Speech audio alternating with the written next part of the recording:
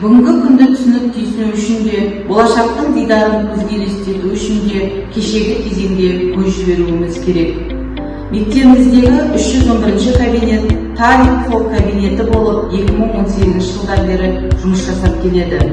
Мектепке дейінгі орта білім беру ұйымдарын, сондай-ақ арнайы білім беру ұйымдарын жабдықтармен және арнайы жиһазбен жарақтандыру нормаларын бекіту туралы Қазақстан Республикасы Білім ғылым министрлігінің 2016 жылғы 22 қаңтардағы 7-ші бұйрығына сәйкес тарих кабинеті талапқа сай әзірленген.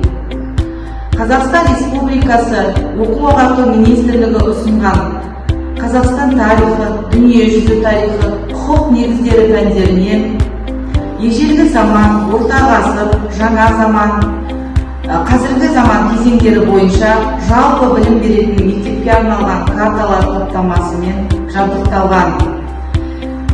Интернет желісі жүргізіліп, оқытудың техникалық құралдарымен, соның ішінде интерактивті панельмен қамтамасыз етілген.